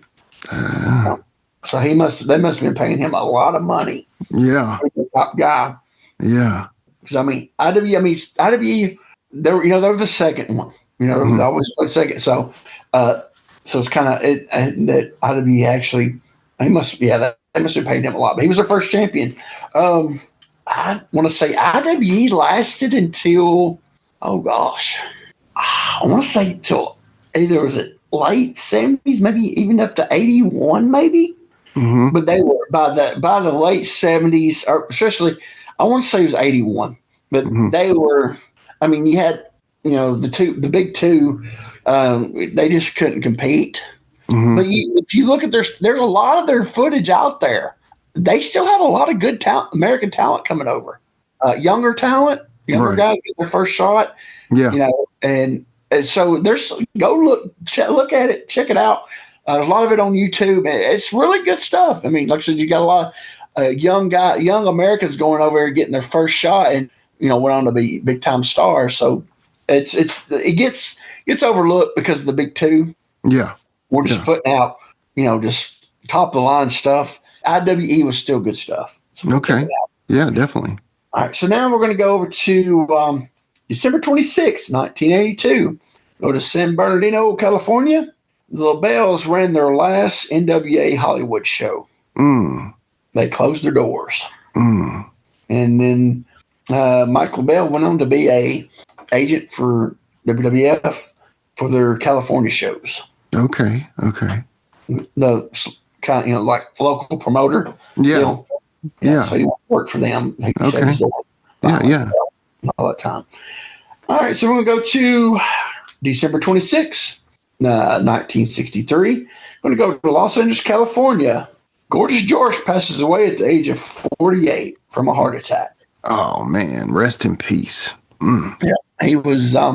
He was the guy in the 50s. No doubt. Like I said, I've read stuff where he made more than Thez. Man, that's wild, but that's cool. He was such he was the first attraction. Yeah.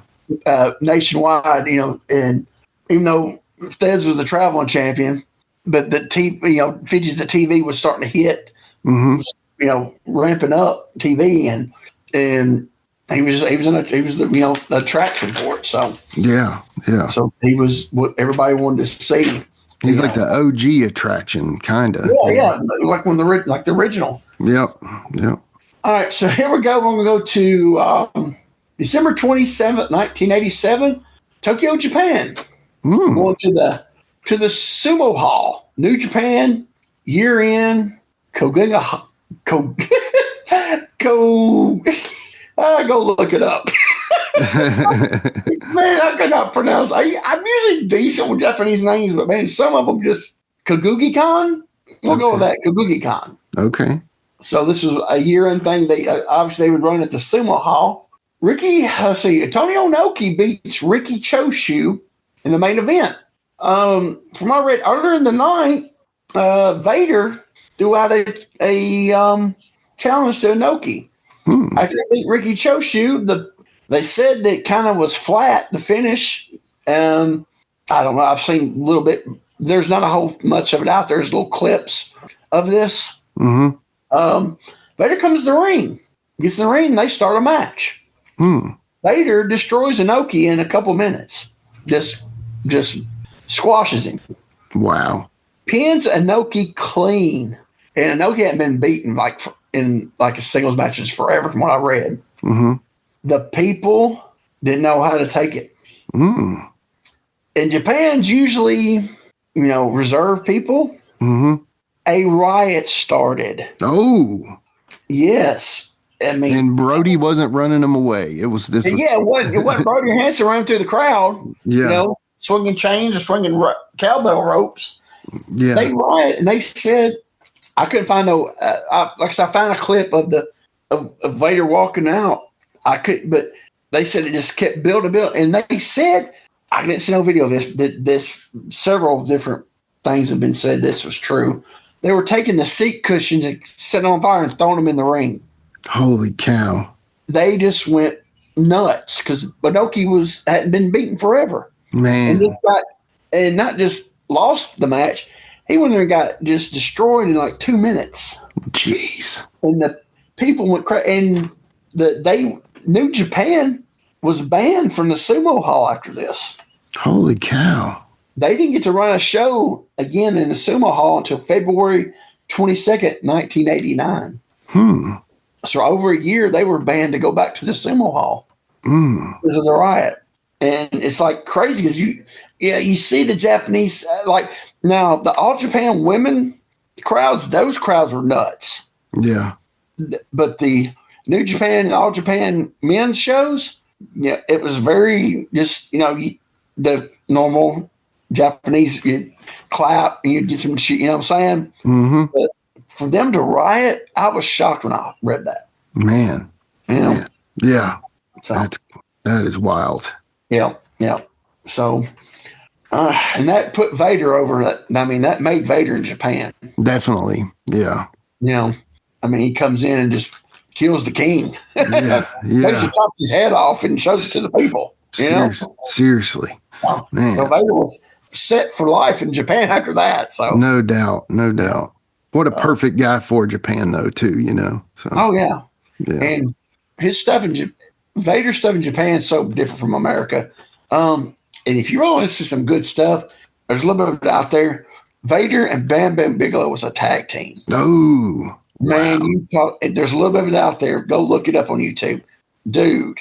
Talk about two. I didn't really care for Vader. Mm-hmm. Beat up job guys and hurt them, but he was very athletic for a big guy. Definitely. Now Bigelow was a better actual worker for big guy. Mm-hmm. Because he was athletic, but could work better, actually work. Okay. But them two together, but when you put the Japanese style, it's just, it's different style of work. It's just go out and, man, go check out those matches. The feud are out there as them as a team is crazy. Yeah, definitely will. Good stuff. All right. So last but least, I really like that Gulf Coast stuff, but if it comes down to it, I'd always pick Portland over it. Oh. So our last stop is going to be December 28th, 1991, Portland, Oregon. This is a sad, sad day. Oh, no. The final Portland Wrestling TV show aired on KP TV 12. Man, and it was like a total surprise to everybody, right? Like, I think they knew it the week before. Okay, got it. Okay, they announced it. I remember now. Yeah, we had a surprise that happened. Right. I think the crowd didn't know. I don't think until that week. Got it. Okay. I think Don Owen, Barry Owen, and the boys.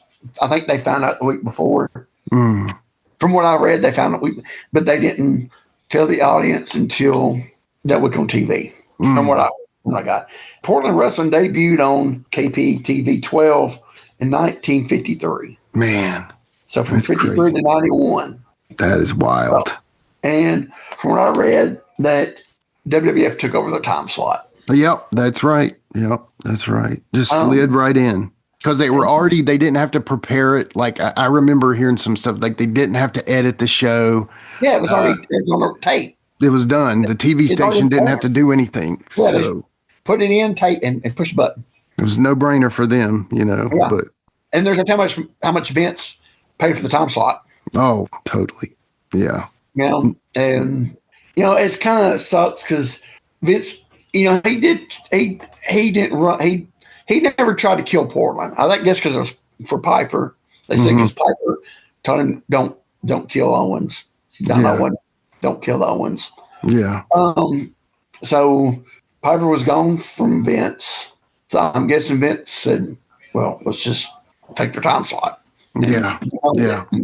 But from what I said, they were still drawing decent from what I heard.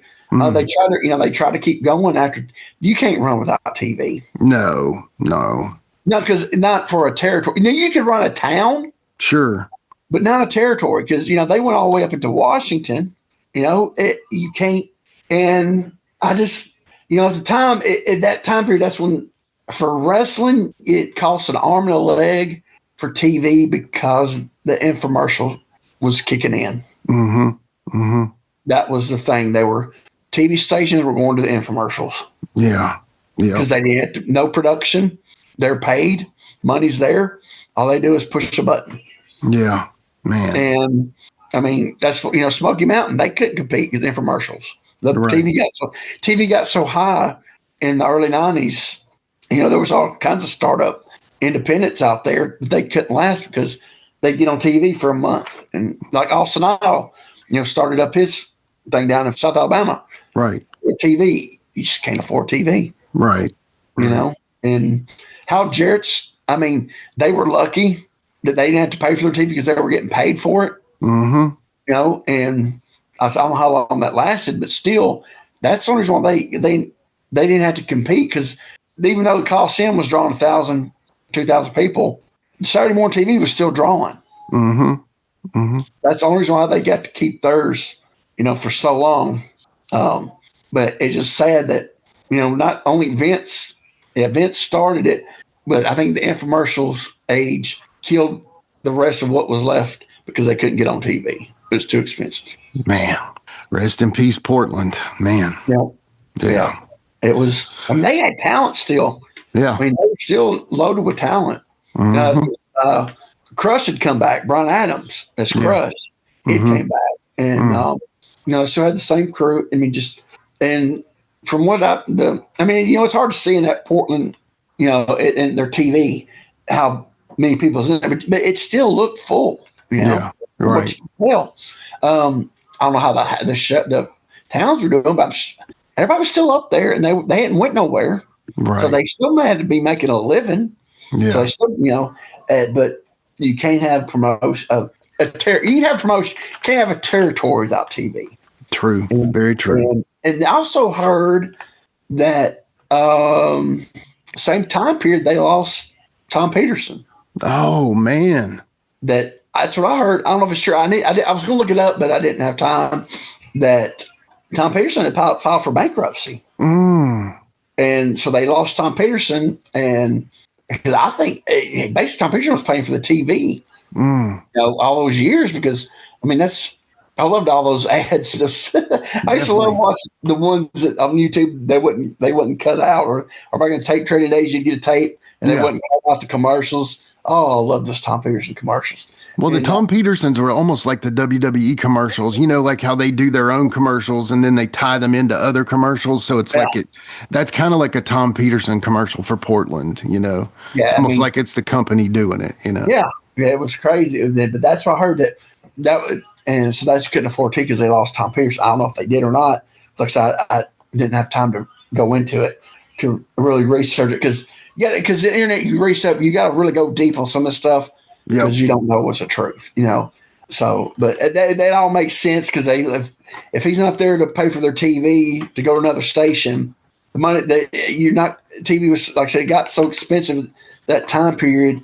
If you didn't have a sponsor paying for your TV, you could go to another channel, but if you don't have the money, you just don't. You don't, Right. And so if Tom Peterson's money wasn't there, they had no, and it wasn't too long after they shut down. Man. Now Sandy Barr opened back up. Now he had TV. I don't know how long he had TV for though. Mm-hmm. I do remember he had TV when Sandy Barr opened back up and was running under his promotion. And at that time period is when the Oregon Athletic Commission just got to be D-bags about some stuff. Yeah. I remember reading a thing where when Sandy Barr was running, it got so bad that it was free admission. So some of the commission couldn't fully regulate it because he wasn't charging. But he was charging like the park. You're right. He was trying to get around some of they said the commission it snowballed. Commission was being a-holes. Lost the TV. It just everybody's and oh gosh, Don Owen had to be what 70s, mid-70s by then, right? He'd been in the business 50 years. I think and they said Barry didn't want to take over full time. Right. Don was just with everything happened, and Don just said, "I'm done." And I guess Barry said, looked at us like, "Dad's done. We have no TV. I ain't taking over fully." So, they shut the door. So, yeah, man, I don't blame him. Grappler talked a little bit about that on his episode. If y'all haven't heard that, go check that out. It's one of our best, I think. But, just it's a shame. He got there in 87 and he ran it till the end. The Grappler was a big, important part of that time frame. But, you think about it. He basically took over Buddy Rose. Right, Buddy. Yep, exactly. Yep. You think of Portland, you think of Buddy Rose. And then after Buddy, the next guy you think about is Lynn Denton, grappler. Yep, that's the truth. You know? And thank God for Buddy for recording all the tapes. Yes. Thank God for Buddy. Seriously. Yeah. They got. I don't know. Did the guy get all that stuff transferred over yet? I'm not sure about that, but well, they said that Buddy had more at one time than what bunch that this guy got from Buddy's estate or widow or former wife or whatever it was. But yet that's a promotion. I'm glad that Vince didn't buy up because I guess there's nobody to buy it from. Right. But to grade it and hoard it, and then put out notices saying that we own this stuff and legally they didn't, and try to get people, and YouTube will listen to WF or of course. Yeah. And they don't own the rights. And I've seen people that have to take stuff down because they send out a letter and YouTube just goes with it. Yeah. Yeah. It's like, New York does not own that footage. I mean, there's a lot of stuff that we put out there that is blocked that I think is questionable but WWE claims. So I won't go any deeper into that. But anyway. So. They just claim everything and they don't know everything. But luckily, there is a ton of Portland. And back in the early internet days, there was a guy, I don't know, his name was Hoop Johnson, is what is on the tape trading things. And I think he might even went to YouTube as Hoop Johnson. But he was the first guy to have all the Portland. He had the biggest stash until this last Buddy Rose collection was found. Yeah. Some of his quality was really bad, but nobody else had it. And he had a major, he had the biggest collection. Very cool. And so there's tons of Portland out there. Yeah, thank God. Even some 70s. There is some late 70s Portland floating around. So please go to watch the Portland stuff. The footage is some of it might not be best quality, but man, you go watch some of that stuff with the sheep herders, and another guy that I didn't realize Brett Wayne Sawyer got over in Portland like I've never seen before in my life. Yeah. Yeah. What was his name? Hack Sawyer. Dude, he was, you will not go look up his stuff in Portland. When he was in Georgia and everywhere else, never over like this. Yeah. That dude was over like Rover. Yeah. And so go check. There's no bad Portland. Go check it all out, Yeah, definitely.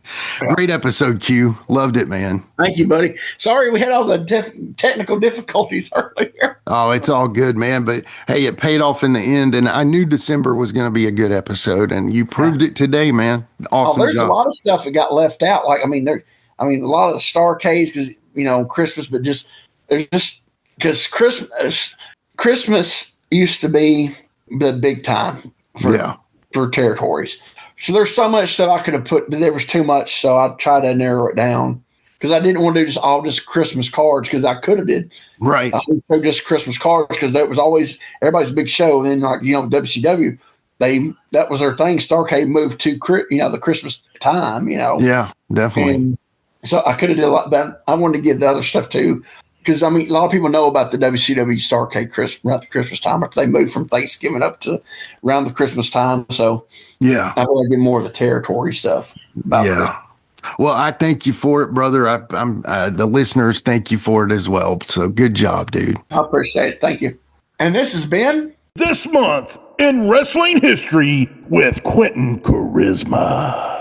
Thank y'all again for listening. We'll be right back to wrap things up on Give Me Back My Pro Wrestling. Listen up, you bunch of slack-jawed flea market freeloaders. If you think you know Memphis wrestling, you don't know nothing till you've heard the Retro Wrestling Review podcast, brother. Every week they're talking the real stuff.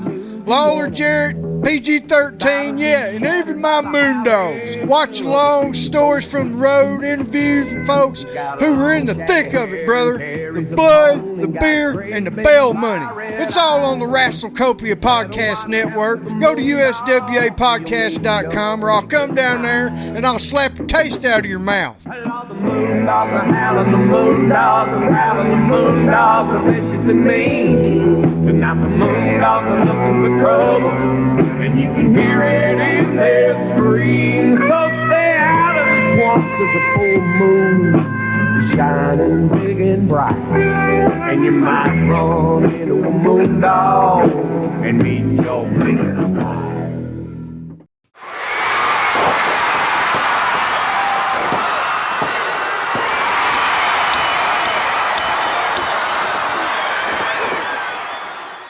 Oh, Quinton, man, awesome. Like I said earlier, great episode. December gives and gives just like Christmas, but man, great coverage too. I know you're going to get your Gulf Coast stuff in, but we had Portland, we had a ton of Lawler stuff. I mean, just all over. Love it. The Texas stuff, how you showed contrasting from the good times to the unfortunate times. I mean, AWA, great show, brother. Really enjoyed it. I think this is a solid Christmas gift to the listener. I hope everybody enjoys it. Yeah, you did good. Get to work on January.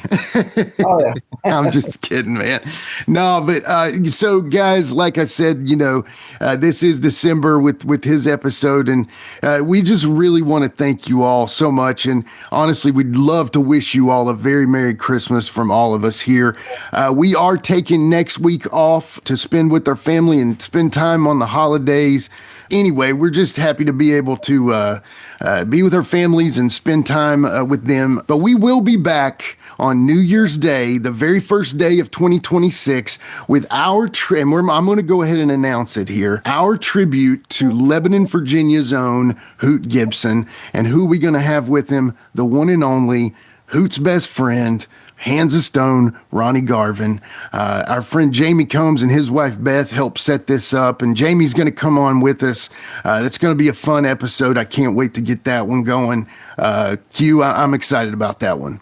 Oh yeah, definitely, most definitely. Yeah, Ronnie, and I've always wanted to do this. This has been something that was planned from the starting of this podcast, and honestly, it just timed out perfectly that everything kind of fell in place. So very happy for that. Y'all be on the lookout. January 1st, our tribute to Hoot Gibson. Guys, like we were talking earlier, the Portland Wrestling Expo. We love Portland on this show. Go support Nick and our friends at Captain's Corner. It's the Portland Wrestling Expo 2, Saturday, February 21st, Holiday Inn, Portland Airport, 8439 Northeast Columbia Court, Portland, Oregon.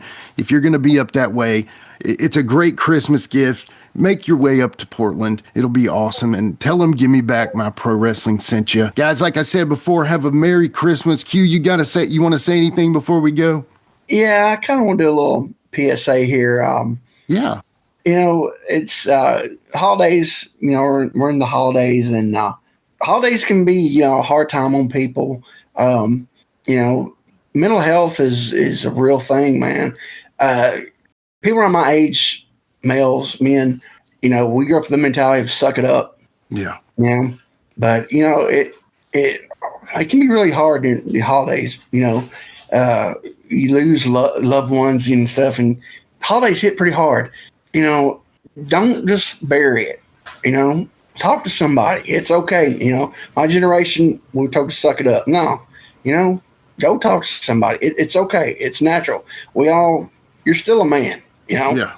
But just if you're feeling bad around this, around the holidays, because it happens to all of us, and just go talk to somebody. It's okay. We all need a little something every now and then to help us out. So just talk to somebody if you need to.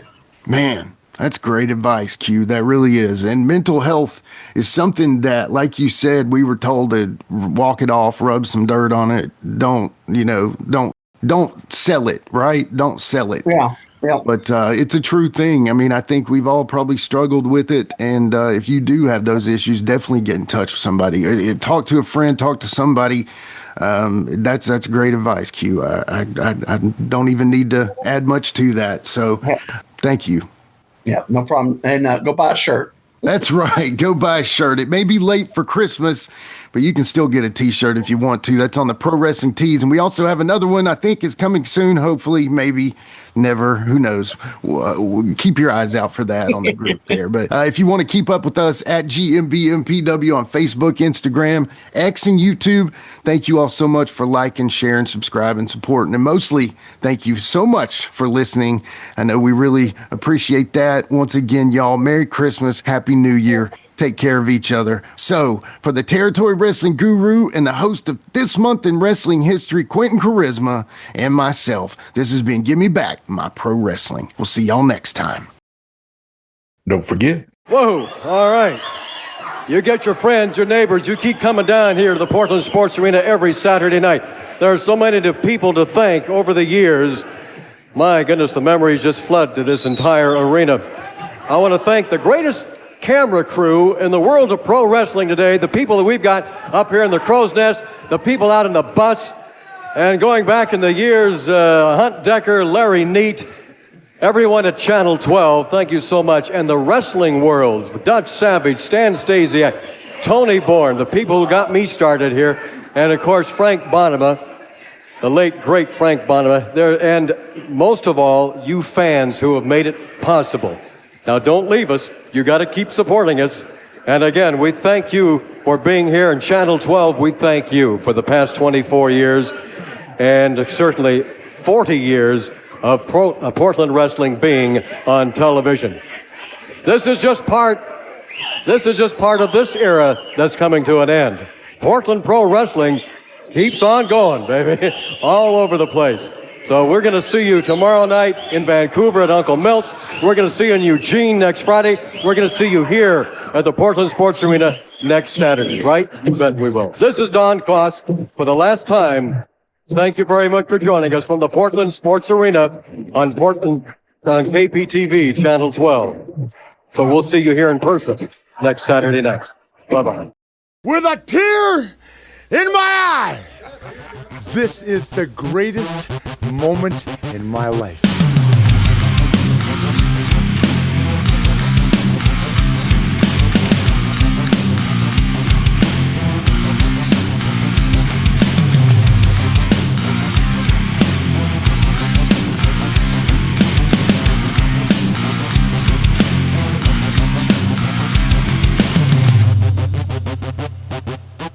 We'll see you next week. And until then, so long for now.